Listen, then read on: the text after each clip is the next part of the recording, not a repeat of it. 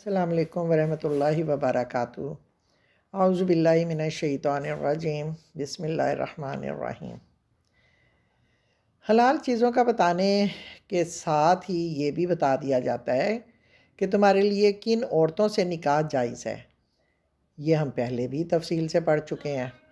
اسلام اہل کتاب غیر مسلموں کو صرف مذہبی آزادی دے کر معاشرے کے اندر الگ تھلگ نہیں کر دیتا، بلکہ انہیں اسلامی معاشرے میں گھلنے ملنے کی اجازت دیتا ہے اور محبت کا احساس بھی دیتا ہے۔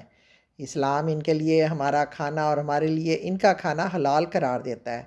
اس کا مطلب ہے کہ ہمارے اور ان کے درمیان کھانے پینے میں کوئی رکاوٹ اور چھوت چھات نہیں ہے۔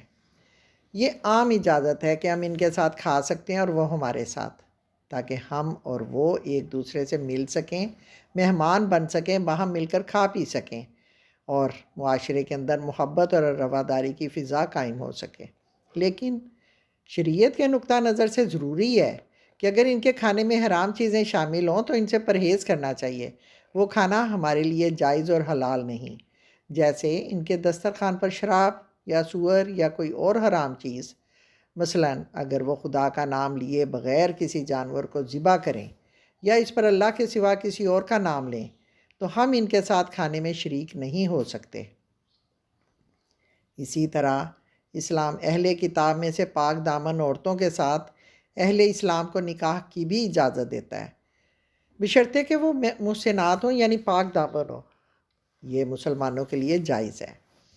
یہاں مسلمان پاک دامن عورتوں کے ساتھ اہل کتاب پاک دامن عورتوں کا ذکر اکٹھا کر دیا گیا ہے۔ یہ ایک ایسی رواداری ہے جو کسی اور مذہب میں شاذ و نادر ہی ملتی ہوگی، اس لیے کہ عیسائیوں میں بھی کیتھولک فرقہ آرتھوڈکس کے ساتھ نکاح نہیں کرتا۔ اسی طرح پروٹیسٹنٹ اور ماروینہ کے ساتھ بھی وہ نکاح جائز نہیں سمجھتے، اور اگر عیسائی معاشرے میں کوئی ایسا نکاح کرتا ہے تو عیسائی آرتھوڈکس اسے صحیح عیسائی نہیں سمجھتے بلکہ بد عمل سمجھتے ہیں۔ اب کہا جاتا ہے کہ ان سے یعنی اہل کتاب کے ساتھ شرعی نکاح کرو، انہیں مہر ادا کرو اور اس کی حفاظت کرو۔ اس بات سے منع کیا جاتا ہے کہ یہ نہ ہو کہ اجر دے کر ان کے ساتھ شہوت رانی کرو یا چوری چھپے دوستیاں کرو۔ یہاں الصفا کا مطلب یہ ہے کہ عورت کسی بھی مرد کے ساتھ معاہدہ کرے، اور مخادنہ کا مطلب یہ ہے کہ عورت غیر شرعی نکاح کے کسی ایک شخص کو دوست بنا لے۔ یہ دونوں صورتیں عرب میں دور جاہلیت میں بہت عام تھیں۔ اب لڑکے اور لڑکی کی دوستی اور ان کا چوری چھپے باتیں کرنا جائز نہیں ہے۔ یہ جو تمام قانون بتائے گئے ہیں یا بنائے گئے ہیں، ان کو ایمان کا حصہ کہا گیا ہے۔ اس کا نافذ کرنا اسی طرح اہم ہے جس طرح ایمان لانا اہم ہے۔ اگر کوئی شخص ان قوانین کو یا ان احکامات کو نہیں مانتا تو گویا وہ ایمان کا انکار کر رہا ہے، یا ایمان کو چھپا رہا ہے، یا ایمان پر پردہ ڈال رہا ہے۔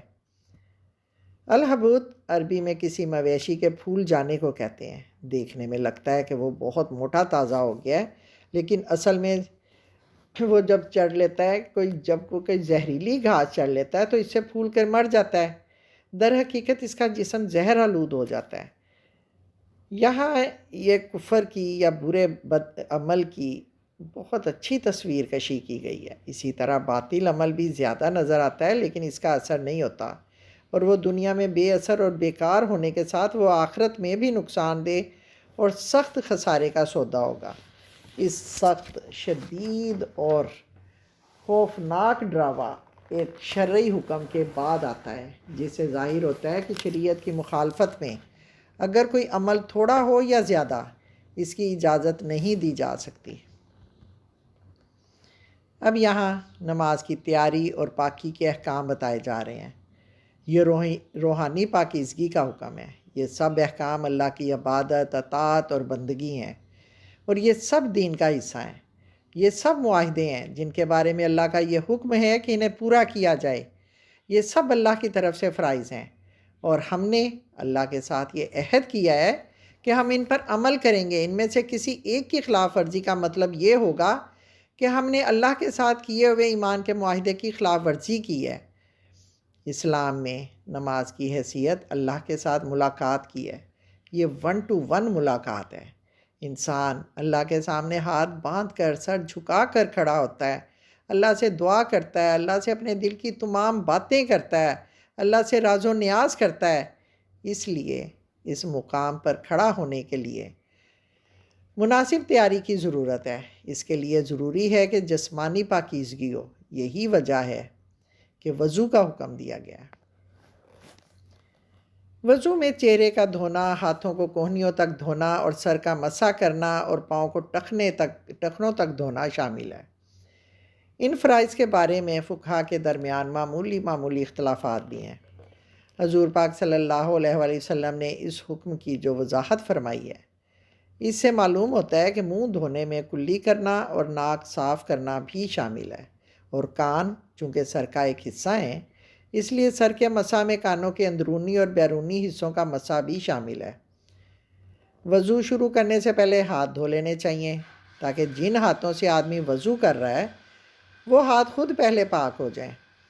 یہ وضو تو اس ناپاکی سے ہے جس میں وضو فرض ہے۔ رہی جنابت، چاہے وہ مباشرت کی وجہ سے ہو یا احتلام کی وجہ سے، تو اس پر غسل واجب ہے۔ کہا جاتا ہے کہ اگر تم چاہتے ہو کہ پاک حالت میں اللہ سے ملو تو غسل جنابت فوراً کر لیا کرو۔ وضو اور غسل کے فرائض بیان کرنے کے بعد یہاں تیمم کا ذکر بھی کر دیا گیا ہے۔ یہ سب کچھ ہم پہلے بھی تفصیل سے پڑھ چکے ہیں۔ تیمم کی اجازت ان صورتوں میں ہے کہ اگر سرے سے پانی موجود ہی نہ ہو، یا کوئی مریض ہو جو وضو نہ کر سکتا ہو، یا پانی سے اس کا مرض بڑھنے کا خدشہ ہو، مسافر جسے وضو کرنا ہے اور پانی میسر نہ ہو، ان لوگوں کو تیمم کی اجازت ہے۔ اب یہاں غائط کا لفظ استعمال ہوا ہے جس کے معنی نشیبی جگہ کے ہوتے ہیں، جہاں اکثر لوگ قضائے حاجت کے لیے جاتے ہیں، چاہے وہ پیشاب ہی کرے اور پھر نشیبی جگہ پر نہ جائے۔ ناپاکی کی حالت میں نماز پڑھنا یا قرآن کو ہاتھ لگانا جائز نہیں ہے۔ اللہ سے ملاقات کرتے ہوئے صفائی پاکیزگی شریعت میں واجب کی گئی ہے۔ وضو اور غسل میں بھی جسمانی اور روحانی پاکیزگی حاصل ہوتی ہے۔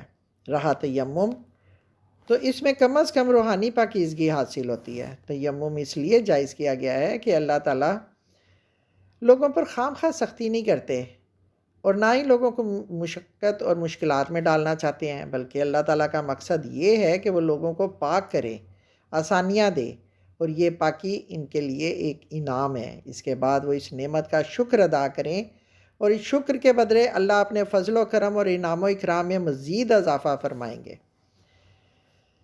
اسلام نماز کو کس قدر اہمیت دیتا ہے کہ سخت سے سخت حالات اور نہایت ہی مشکل اوقات میں بھی اسے چھوڑنے کی اجازت نہیں دیتا، اس کی راہ میں کسی مشکل کو نہیں آنے دیتا۔ نماز ادا کرنا اللہ سے ملاقات کرنا ہے۔ دن میں 5 بار بندے کے لیے ضروری ہے کہ وہ اپنے رب سے ملے اور اس ملاقات کو کسی وجہ سے بھی نہ چھوڑے۔ یہ دل کی تازگی ہے، آنکھوں کا سرور ہے، اور اللہ تعالیٰ کا خوشگوار سایہ ہے۔ اب مسلمانوں کو ایمان کی نعمت کے بارے میں یقین دہانی کرائی جاتی ہے۔ یہ لوگ اس دین کی قدر و قیمت کو اچھی طرح جانتے تھے۔ یہی وجہ ہے کہ اس نعمت کی طرف صرف اشارہ ہی ان کے لیے کافی تھا۔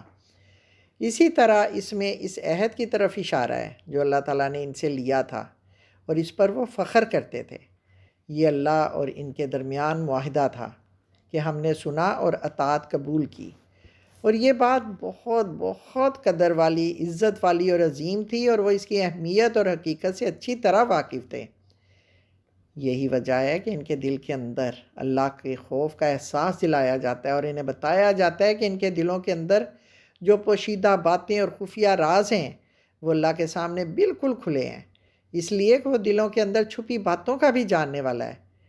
پھر ایک اور جملہ آتا ہے کہ عدل جو ہے وہ تقویٰ سے قریب کرنے والی بات ہے، یعنی انسان کی اپنی ذاتی زندگی میں بھی اور اجتماعی معاملات میں بھی اور معاشرے میں بھی جتنا عدل ہوگا، جتنی چیزیں بیلنس ہوں گی، انصاف پر ہوں گی، اتنا لوگ اللہ تعالیٰ سے زیادہ قریب ہو جائیں گے۔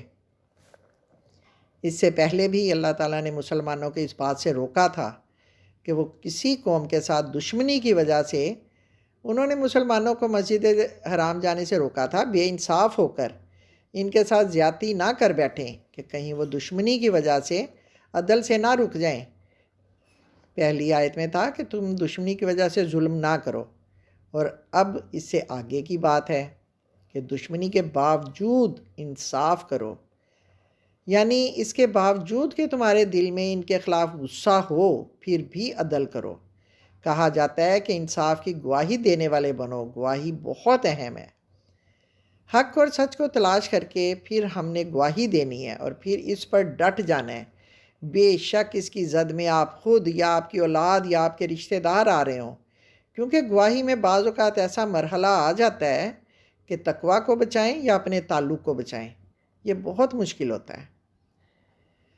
ہمیں صرف اس ہدایت کو یاد رکھنا ہے کہ ہم نے تقویٰ کو بچانا ہے، تو تعلق خود ہی بچ جائے گا۔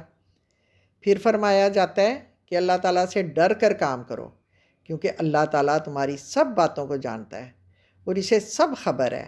اسلام کی راہ میں کام کرنے والوں اور نیک عمل کرنے والوں کے لیے یہ جنت ہے، اور اللہ تعالیٰ نے ان سے وعدہ کیا ہے کہ وہ ان کی چھوٹی خطائیں معاف کر دے گا اور انہیں اپنا فضل عظیم عطا فرمائے گا۔ ہاں، جو لوگ اسلام سے انکار کرتے ہیں، برے عمل کرتے ہیں اور اللہ کے احکامات کو نہیں مانتے، تو وہ لوگ دوزخ میں جائیں گے، ان کا ٹھکانہ جہنم ہوگا۔ نیک لوگوں اور برے لوگوں کے انجام میں کتنا فرق ہے۔ ایک طرف باغوں والی نہروں والی خوشگوار جنتیں ہیں اور دوسری طرف دہکتی ہوئی آگ کے شعلوں والی دوزخ۔ توبہ! اے اللہ، تو ہمیں دوزخ کی آگ سے بچانا اور ہمیں جنت الفردوس عطا کرنا۔ آمین ثم آمین، فی امان اللہ۔